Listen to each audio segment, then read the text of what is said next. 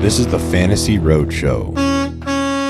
We talked a little bit about how Arthur Smith is going to change the fantasy value of some of the offensive weapons, but let's dig into that a little bit deeper. I'd like to hear on the pass catching end. That's the main concern, right? So let's hear one thing that I think is interesting is that's going to be baked into the value of Diontae and Pickens. Course, so does that create value there? Like, is that us buying into Pickett, or is it maybe that his offense evolves a little bit, understands like what kind of Pickens frustrations from this past season and trying to get him the ball more? Is that maybe an angle that you can buy into that, some of that value? What's your thoughts? Yeah, look, I think that anything away from Matt Canada is an overall positive, even if it is Arthur Smith, who for fantasy we have hated his guts for the last couple of years, right? Like he's not getting the ball to Drake London, he's not getting the ball to Kyle Pitts, but also look at his quarterbacks, man.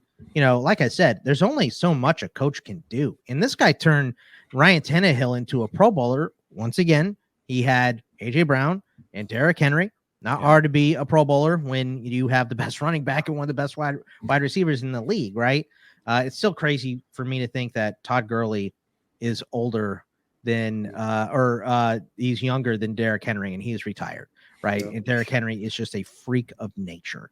He is an insane running back. So, you know, I think getting away anything from Matt Canada is positive, but also like, let's give Arthur Smith not credit, but like Desmond Ridder was his quarterback and Taylor Heineke was his backup.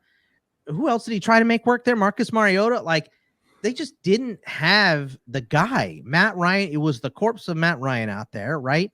So there is not an option that he had in Atlanta at quarterback that you could reasonably ask any coach to make a playoff run with. So I think that Pickett is better than everyone he had in Atlanta, even though I don't think he's great. I think he's still way better than anyone they had in Atlanta the last couple seasons.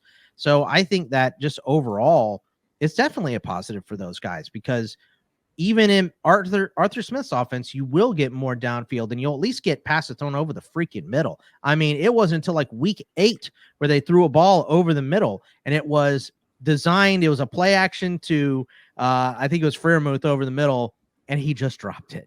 And it was like, they did it the week that Matt Canada got fired too. They did the same play and it worked. And everyone was like, oh, they're throwing it over the middle. Well, Canada did it 2 weeks before and it just got dropped. But it was like, well, you can't you're the boy who cried wolf. We're not going to put anyone in the middle if you haven't thrown over the middle at all. We're going to play the sides. And that's what every defense did. So it, both those guys are getting double covered and Diontae thrives over the middle. Freiermuth thrives over the middle.